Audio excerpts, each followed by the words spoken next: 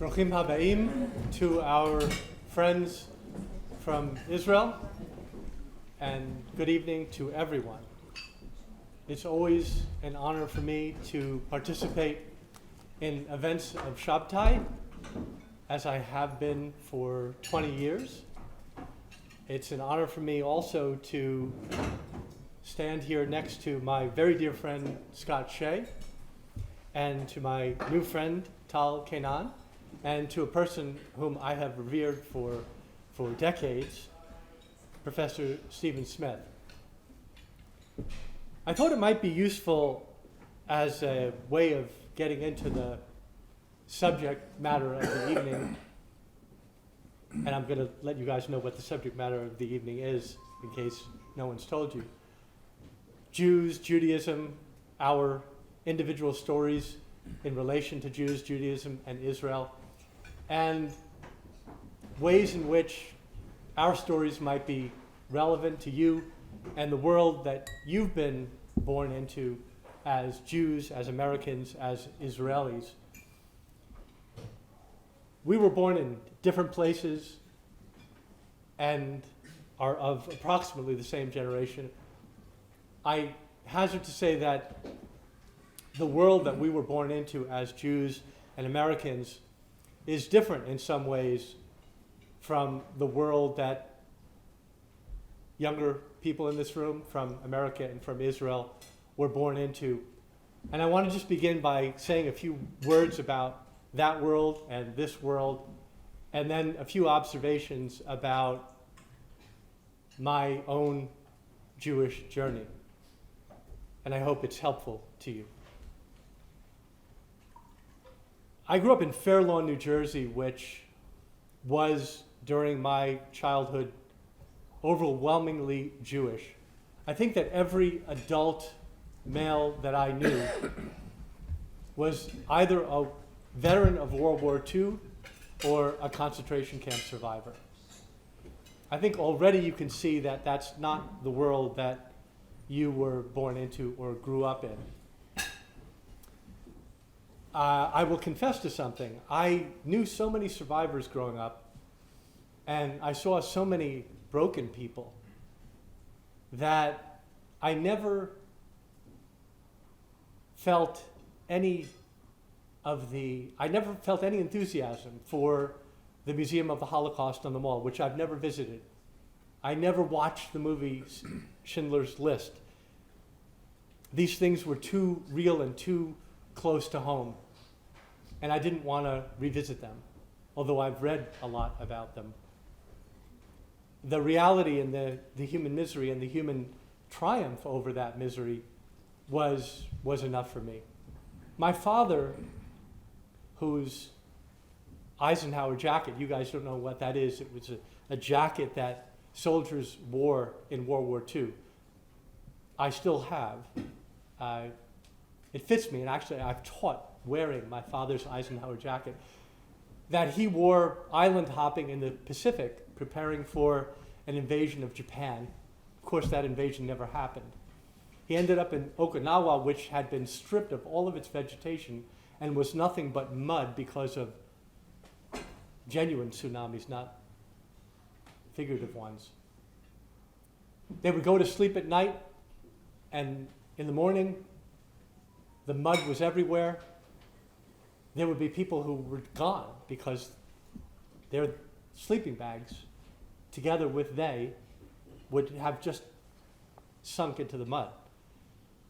I think the experiences of war and of the concentration camps were brutal, and the sense of triumph that so many felt at the establishment of the State of Israel and the early history of the state was so alive and so much a part of what it meant to be a young Jew in the 1960s. Tremendous, tremendous love of Israel and identification with the Jewish people. This isn't something that can be translated. I can't transmit it to my own 4 wonderful children because they didn't experience it, and you can't transmit experience, or at least I can't. I felt a very strong attachment, and I still do, and it's primitive. And I don't feel a need to defend it, and I don't apologize for it. I feel a very strong attachment to Jewish history, to the Jewish people, to the Jewish state, to Jewish tradition, and Jewish texts. What happened to me when I arrived on this campus in 1977 is that I experienced something that I'm ashamed to admit to. So maybe we can forgive the 17-year-old that I was at the time for feeling this. I attended my first class at LC, and the class was Chaucer, Spencer, Milton, Donne, Pope, Wordsworth, Yeats. It was English 125. I don't know if it still has that number in the course book. And I, together with Yaleys of my generation and of earlier generations, had as our first assignment to memorize the prologue to the Canterbury Tales in Middle English. Juan de April with a shur de sota, the rucht of March hath passed to Rota, and badet of divine switch liqueur, of which virtue and genre is the floor. I meet Yaleys of every generation, and they all know that, and I won't go any further than that, because probably most of the Yaleys in this room know that, or many. But what I experienced when I thought about the Shakespeare that I learned as a freshman, and the history that I learned as a freshman, and the Chaucer that I learned, and the way that it was presented, and the greatness of the teachers, and the overwhelming beauty, truth, and goodness of the tradition, was a bit of a sense of shame. I didn't think that there was anything in the Jewish tradition that I grew up in that could match the power and the eloquence of what I was learning, and the texts and the people from whom I was learning those texts. And I struggled with that.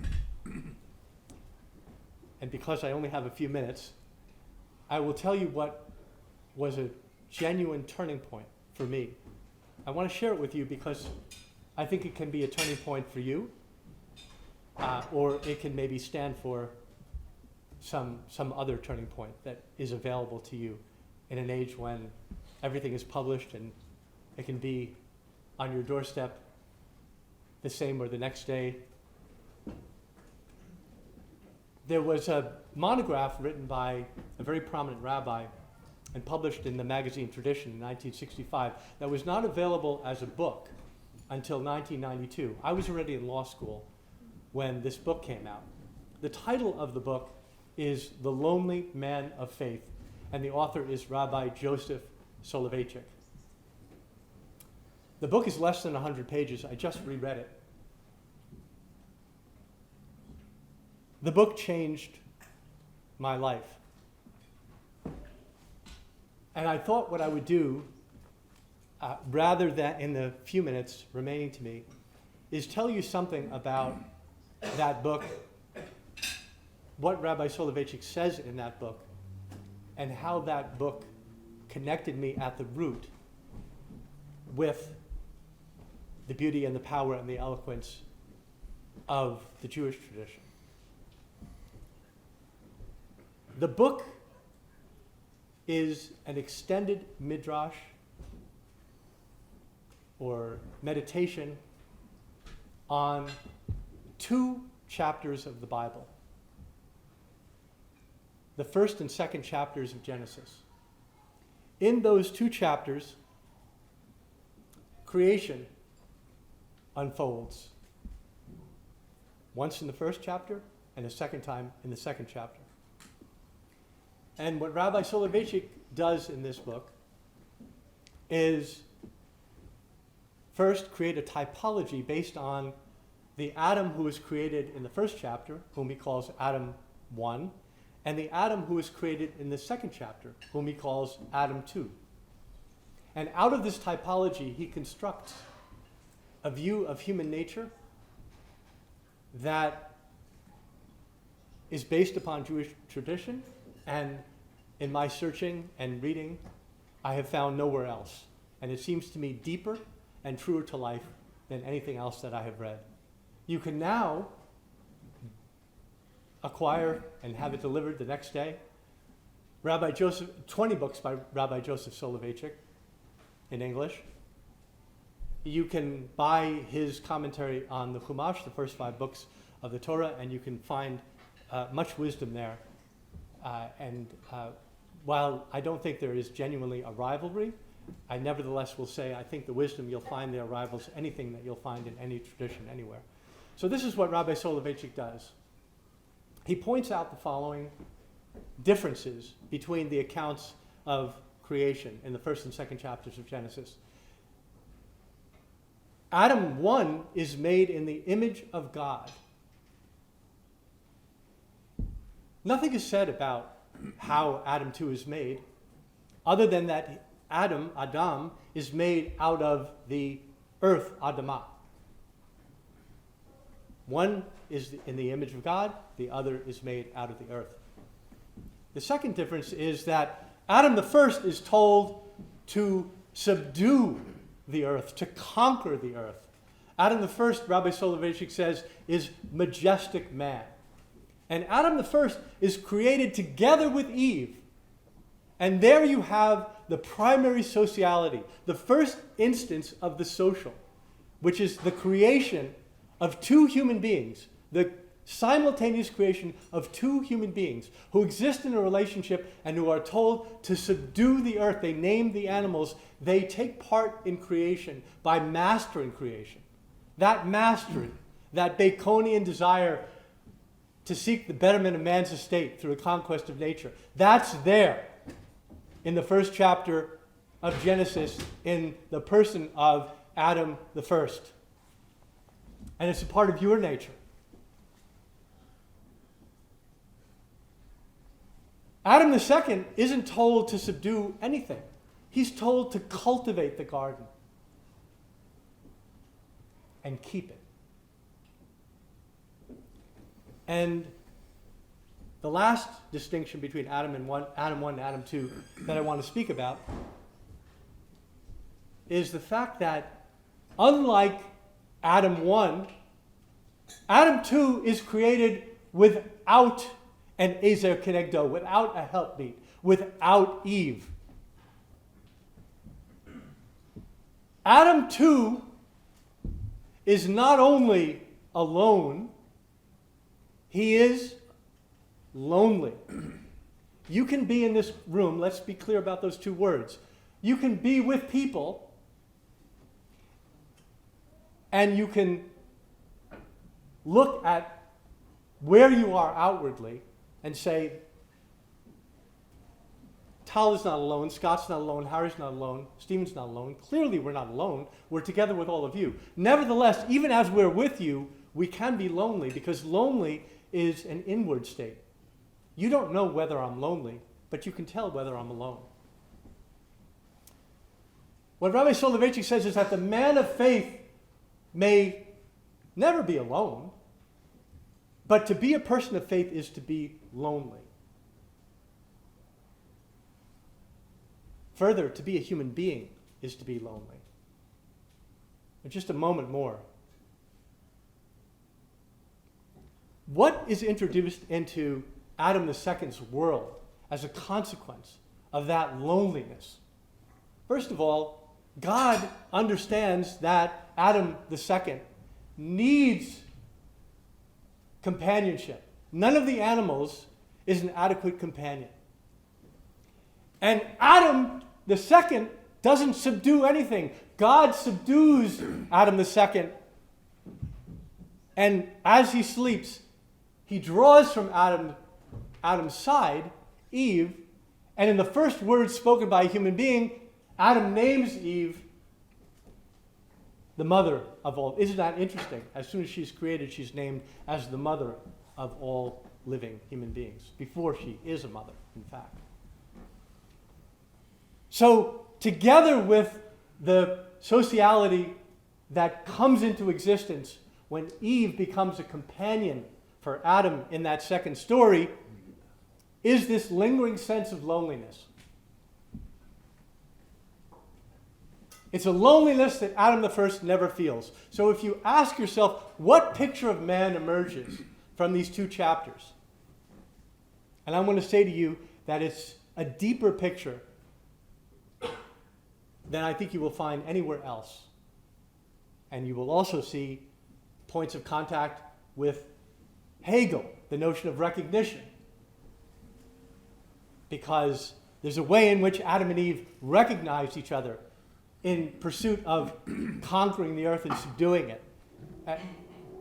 You will recognize in Adam II a kind of Heideggerian sense, a sense that Heidegger had of being in the world in relation to other people and being aware of your mortality and of the birth of another human being, the creation of another human being, and the possible death of that human being, and a sense of time.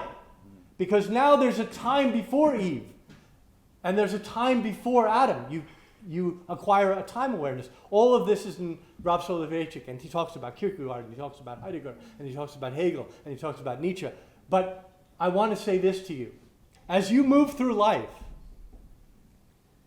and as you find that sometimes you exist in a mode as chairman of a bank, as founder of a bank, as a member of an investment firm, as a law firm partner.